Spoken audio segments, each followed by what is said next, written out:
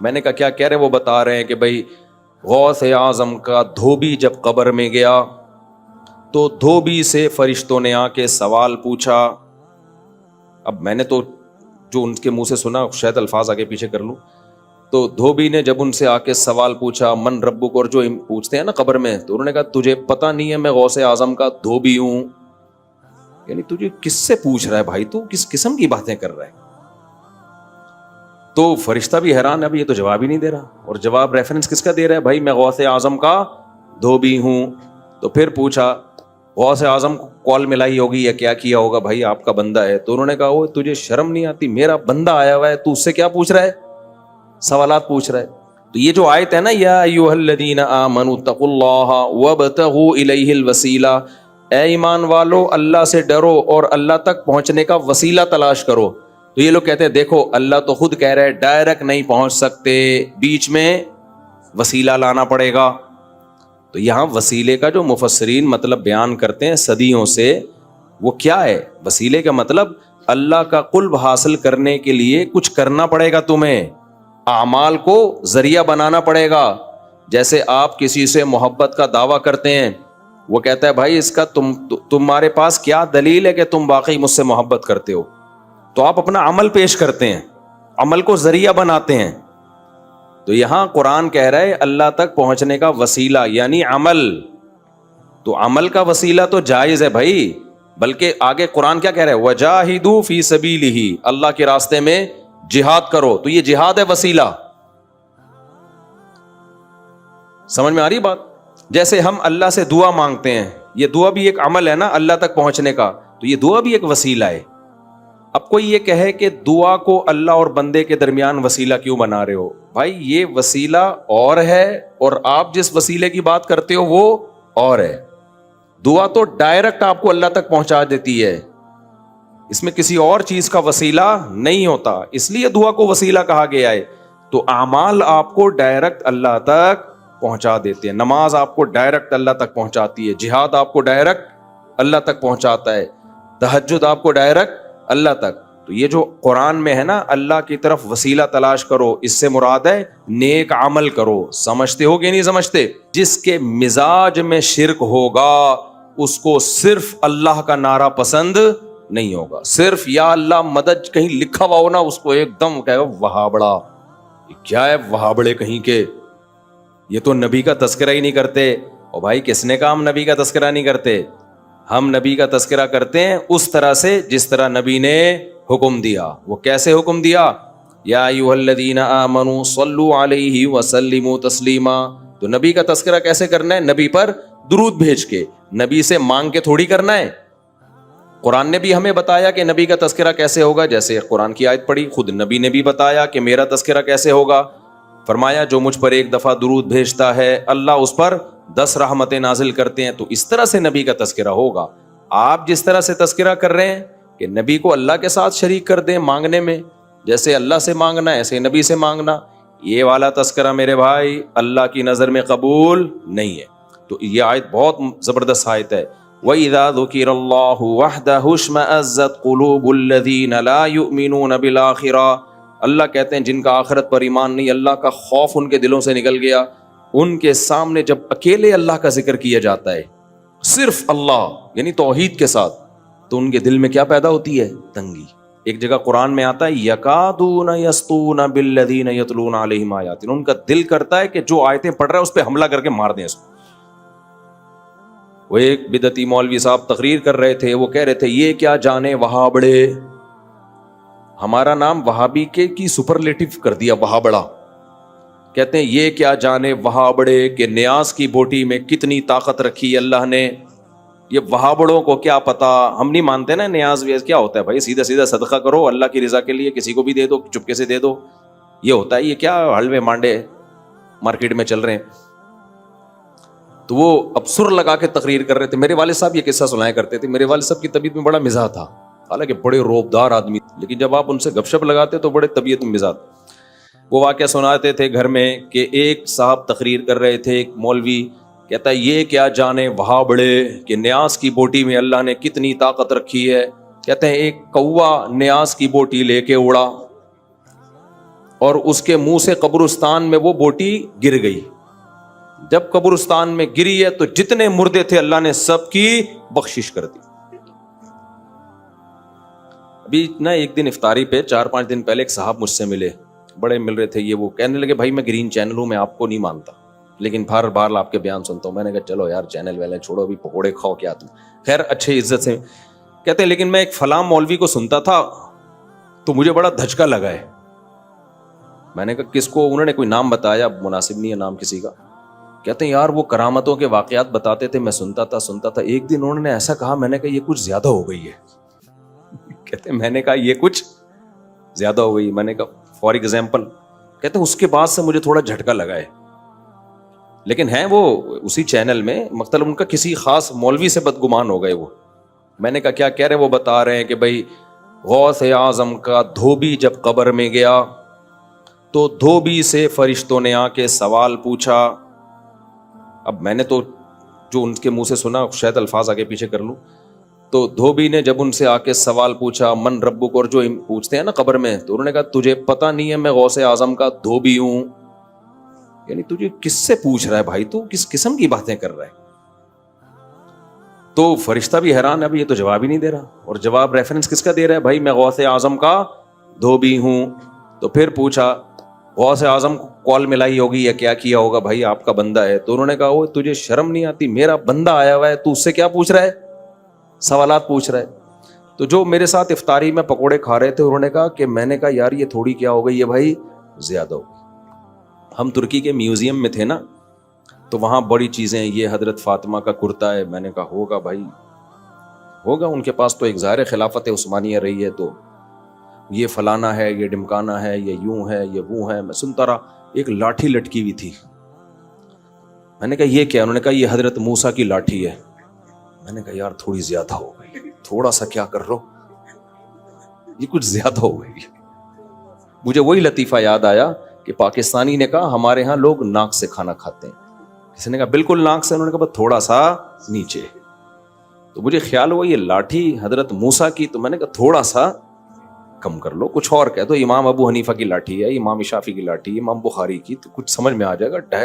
یہ تھوڑا سا کیا ہو گئی, زیادہ ہو گئی. اچھا مزے کی بات اس میں یہ کہ جب مجھے تعارف کروایا گیا نا حضرت موسیٰ کی لاٹھی, میں سب چیزیں کہہ رہا تھا, اچھا ماشاءاللہ یہ فلانے کا ہے, یہ فلاں کا ہے, ویل ڈن.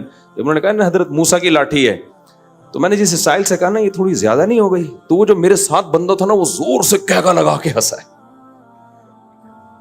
اس کہہ رہے مجھے ہنسی آپ کے اسٹائل پہ آئی ہے کہ جو آپ نے کہا نا یہ تھوڑی زیادہ لگ رہا ہے مجھے. تو یہ آج سمجھ میں آ گئی. اللہ تعالیٰ کہتے ہیں کہ جب صرف ایک اللہ کا نام لیا جاتا ہے نا, صرف وہی, تو ان کو صرف کے لفظ سے چڑ ہے, اللہ سے چڑ بولو نہیں ہے. یہ کہتے ہیں صرف اللہ نہیں ہوگا بھائی, صرف اللہ نہیں ہوگا, کسی اور کو بھی ساتھ میں ملاؤ. تو ہم تو کہتے ہیں مدد صرف کس سے مانگی جائے گی؟ اللہ سے مانگی جائے گی. دوسری بات اللہ تعالیٰ نے انہی آیتوں میں فرمایا, آیت نمبر 42, اللہ یتوفی الانفس حین موتها والتی لم تمت فی منامها. جن لوگوں کو برزخی زندگی سمجھ میں نہیں آتی ان کو اللہ نے سمجھایا ہے ایک مثال سے.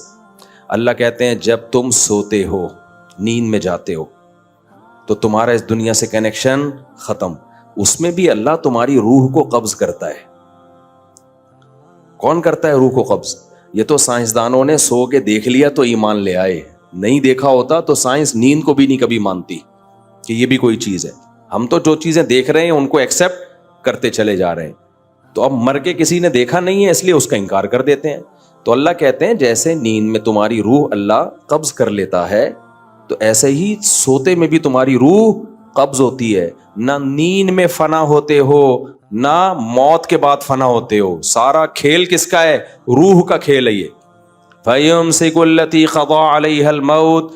جب نیند میں تمہاری روح اللہ کھینچ لیتا ہے تو جس کو زندہ کرنا ہوتا ہے دوبارہ روح لوٹا دیتا ہے, مڑ جاتے ہیں. جس کو موت دینی ہوتی ہے اس کی روح کو روک لیتا ہے. کتنے لوگ سوتے میں مر جاتے ہیں نا, اس کی روح کو کھینچ لیتا ہے. تو یہ روح ہے, اور روح کو سائنس ایکسپلین نہیں کر سکتی. آپ کو پتا ہے کچھ چیزوں کو ایکسپلین کیا جا ہی نہیں سکتا, وہاں انسان ہتھیار ڈال دیتا ہے. جیسے آپ دماغ کو سمجھنے کی کوشش کریں گے تو سائنسدان یہ کہتے ہیں پاسبل ہی نہیں ہے، کیونکہ دماغ کو آپ سمجھیں گے دماغ سے ہی، تو اس کے لیے کوئی آپ کے دماغ سے اوپر کا دماغ ہوگا جو آپ کے دماغ کو پڑھے گا، پھر آپ سمجھ پائیں گے۔ اور اوپر کا دماغ، اوپر سے مراد ہمارے مینٹل لیول سے اوپر کسی کا مینٹل لیول ہوگا تو وہ سمجھے گا، وہ اللہ ہی سمجھ سکتا ہے۔ ہم تو سوچیں گے اسی دماغ سے سوچیں گے نا، اور اس دماغ کی ایک لمٹ ہے، اس سے آگے وہ دماغ بڑھ نہیں سکتا، تو یہ پاسبل ہی نہیں ہے۔ سمجھتا ہو کہ نہیں سمجھتے ہو؟ تو اسی طرح سے روح کا بالکلیہ سمجھنا یہ کسی کے لیے ممکن ہے ہی نہیں، اور روح ہی حیات ہے، لہذا حیات کو حقیقی معنی میں سائنس ایکسپلین کر ہی نہیں سکتی۔ اللہ نے اس کو 2 لفظوں میں ایکسپلین کر دیا کہ اللہ کی کلمہ کن کی طاقت سے جو انسان میں زندگی پیدا ہوتی ہے، اس زندگی کا نام کیا ہے؟ حیات ہے۔ سمجھتے ہو کہ نہیں سمجھتے ہو؟ اسی سے یہ بھی پتا چل گیا کہ جناب، اب پھر وہی اختلافی مسئلے آ جاتے ہیں، ہم آ گئے تو ایک جلدی انہوں نے نمٹانے دو نا، یہ بھی اجماعی مسئلہ ہے نا حضرت عیسیٰ کی حیات۔ جناب پروفیسر غامدی صاحب کہتے ہیں کہ قرآن مجید میں آتا ہے یا عیسیٰ انی متوفیکا، اے عیسیٰ میں تجھے وفات دوں گا، ورافعک الیہ، اور میں تجھے اپنی طرف اٹھا لوں گا۔ تو غامدی صاحب کہتے ہیں دیکھو، وفات دوں گا کا مطلب تو موت دینا ہوتا ہے، اس کا مطلب اللہ نے عیسیٰ کو موت دی ہے۔ اس آیت سے پتہ چل رہا ہے کہ وفات کا اصل مطلب عربی میں موت نہیں ہوتا۔ موت کے معنی میں یہ لفظ استعمال ہوا تو ہے، لیکن اس کا اصل مقصد موت نہیں ہے۔ اگر موت ہوتا تو دیکھو، اللہ یتوفی الانفس، اللہ روحوں کو کھینچ لیتا ہے، حین موتہا، ان نفس کی موت کے وقت۔ اب یتوفا کا معنی اگر موت دینا ہوتا تو کیا مطلب اللہ روحوں کو موت دے دیتا ہے انسان کے موت کے وقت؟ یہ مطلب ہوتا؟ اللہ تو کہہ رہے ہیں جب تمہاری موت کا وقت آتا ہے میں روح کو یتوفا وصول کر لیتا ہوں۔ یہاں موت ترجمہ کسی بھی صورت میں ہوتا ہی بن ہی نہیں سکتا۔ دیکھو توفا کا لفظ نکلا ہے وفا سے، اردو میں وفا کسے کہتے ہیں؟ پورا پورا چکا دینا، اسی کو کہتے ہیں نا وفا۔ یہ جو خشک موضوعات ہوتے ہیں میں ترنم سے اس لیے پڑھتا ہوں تاکہ سمجھ میں آ جائیں، آرام سے، پیچیدگی میں نہ جائیں۔ کہتے ہیں نا فلاں نے وفا کی ہے میرے ساتھ، کیا مطلب؟ میں نے قربانی دی تھی، اس نے اس قربانی کا پورا پورا بدلہ چکایا۔ وفا پورا پورا کسی کو کوئی چیز دے دینا، اور توفا باب تفعل میں پورا پورا وصول کر لینا۔ تو توفا کا اصل معنی عربی میں وصول کرنا ہے، موت دینا نہیں ہے۔ اگر باڈی روح کے ساتھ وصول کر لی تو اس کا مطلب کیا ہے؟ پورا جسم وصول کر لیا۔ اور اگر صرف روح وصول کی ہے، باڈی چھوڑ دی، تو صرف روح وصول کی ہے۔ سمجھتے ہو؟ یہاں کیا اللہ فرما رہے ہیں؟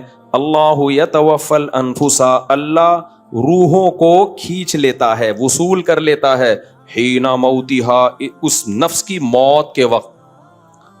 تو موت کے وقت اگر اللہ موت دیتا، روح کو موت دیتا، تو روح کو موت تھوڑی آتی ہے، پھر وصول کس چیز کو کیا ہے؟ سمجھتے ہو؟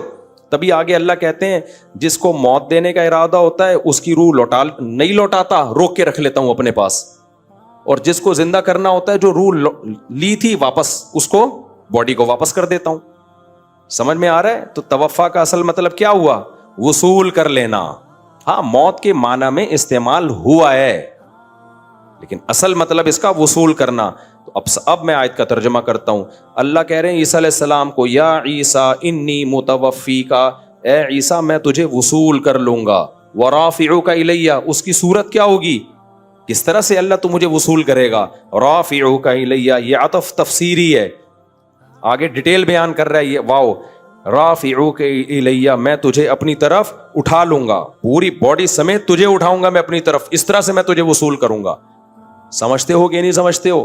اس لیے غامدی صاحب نے اس آیت کے ترجمے میں ڈنڈی ماری ہے۔ سمجھتے ہو؟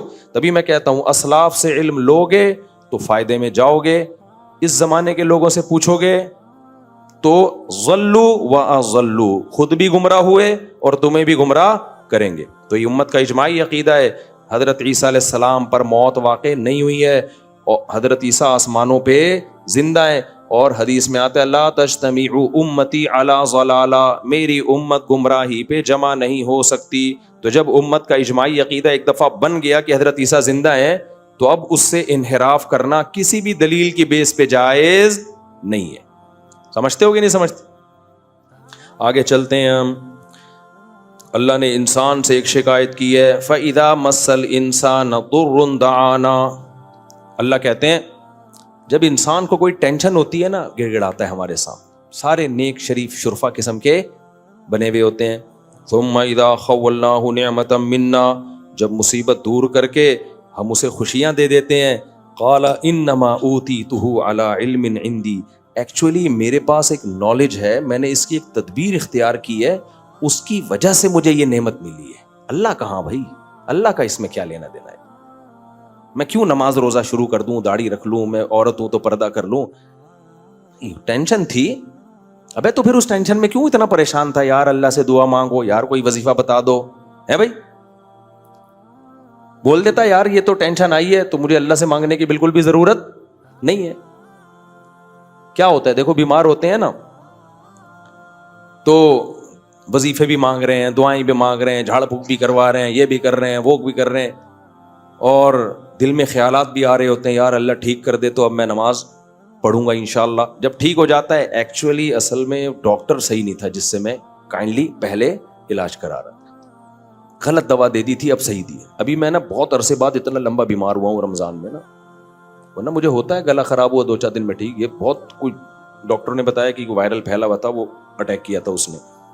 میں حقیقت بتاؤں مایوس سا ہونے لگا تھا کہ میں ٹھیک ہونے والا, اتنا گلا میرا پک گیا تھا نا, اتنی اینٹی بایوٹک کوئی اثر نہیں. لیکن دن کے بعد تھڑاک سے وہ سارا علامتیں, گلا تو بیٹھا ہوا ہے, وہ تو ویسے ہی بیٹھا ہوا ہے نا, رمضان میں ویسے ہی گلا بیٹھا ہی رہتا ہے میرا. تو مجھے خیال ہوا دیکھو انسان مایوس ہو جاتا ہے. میں تو وصیتیں کرنے لگا تھا کہ بھائی اگر میں چلا گیا ہسپتال میں تو یہ وغیرہ وغیرہ نا. تو ٹھیک ہونے پر آتا ہے ایسے بھول جاتا ہے اور پھر ڈاکٹروں کے کھاتے میں ڈال دیتا ہے. ایکچولی اصل میں میڈیسن تھوڑی چینج کی, حالانکہ میڈیسن چینج کر کے بھی ٹھیک نہیں ہو رہے تھے, بغیر چینج کے بھی ٹھیک نہیں ہو رہے تھے. تو میں نہیں کہہ رہا کہ ڈاکٹر کا اس میں دخل نہیں ہوتا بھائی, ڈاکٹر کی دوا اگر آپ کو لگتی ہے تو اس میں بھی کس کے ارادے کا دخل ہوتا ہے؟ اللہ کے ارادے کا. کتنے لوگ ہیں اچھے بھلے تھے, ڈاکٹر کے پاس علاج کے لیے گئے, ٹیکا لگا کے بندہ ہی مار دیا ڈاکٹر نے. پھر ڈاکٹر آرام سے کہہ دیتے ہیں ایکچولی سائیڈ افیکٹ. ایکچولی اصل میں تو وہ 100 میں 1 کو سائیڈ افیکٹ ہو جاتا ہے, اس کا ری ایکشن ہوتا ہے, تو یہ انجیکشن نے ری ایکٹ کر دیا. اصل میں بھائی کچھ بھی کیا, موت زندگی کس کے ہاتھ میں ہے؟ اللہ کے. تبھی تو ابراہیم علیہ السلام نے فرمایا وَإِذَا مَرِضْتُ فَهُوَ يَشْفِينِ, میں جب بیمار ہوتا ہوں تو مجھے شفا کون دیتا ہے؟ اللہ. تو بھائی ہم ملحد نہیں ہیں, ہم مادہ پرست نہیں ہیں کہ ہر چیز اسباب کے کھاتے میں ڈال دیں. ہم کس پر ایمان رکھتے ہیں؟ اللہ پر. اسباب میں جان ڈالنا بھی اللہ کا کام, اسباب سے جان نکالنا بھی کس کا کام؟ اللہ کا کام. تو اللہ کہتے ہیں انسانوں میں بہت سے ایسے ہیں ٹینشنوں میں آتے ہیں, او ہو بھائی اللہ اللہ ہی لگا ہوا ہے. جب ٹھیک ہو گئے تو پھر یہ پہلے تو دعا مانگ رہے ہوتے ہیں, اللہ نے کی, اللہ اللہ تو ٹھیک کر دے, اللہ تو ٹھیک کر دے. جب ٹھیک ہو گیا تو پھر یہ نہیں کہہ رہے اللہ نے ٹھیک کیا, کہہ رہے ہیں وہ اصل میں نے وہ دماغ اپنا استعمال کیا. تیرے بھائی کے پاس دماغ تو تجھے پتا ہے بہترین دماغ, تیرے بھائی کے پاس تجھے پتا ہے دماغ کیا ہے, بہترین دماغ ہے, اور پھر قابلیت بھی ہے. جیسے غربت میں جب غریب تھے تو پیسہ نہیں تھا, رو رہے تھے, دعائیں مانگ رہے تھے, پیسہ آ گیا. مائنڈ ہے یار, مائنڈ ہے. یہ جو لوگ غریب ہیں نا یہ اپنی نااہلی سے غریب ہیں. ان لوگوں کے پاس میرے جیسا دماغ ہوتا, میرے جیسی صلاحیت ہوتی, نوٹ چھاپنے کی مشینیں بنتے. یہ کمبختوں کو پیسہ کمانا آتا ہی نہیں ہے, پوچھتے بھی نہیں ہے, مجھ سے مشورہ بھی نہیں لیتے. ابے جب تیرے پاس پیسہ نہیں تھا, غریب تھا, تو اللہ کے سامنے کیوں رو رہا تھا؟ پھر آ کے کہہ دیتا اے اللہ سے کچھ نہیں ہوتا, میرے پاس مائنڈ ہے, میں غریب ہوں, دوبارہ کیا بن جاؤں گا؟ دولت مند. تو پہلے مایوس ہو جاتا ہے. تو اللہ نے ہمیں بتایا کہ ٹینشن میں مایوس مت ہونا. جب ٹینشن ہے وہ بھی اللہ نے دی, ٹینشن دور بھی کون کرے گا؟ اللہ کرے گا. تو پریشانیوں میں مایوس نہیں ہونا, خوشیوں میں اترانا نہیں ہے. سمجھتے ہو؟ یہ اس آیت کا حاصل ہے.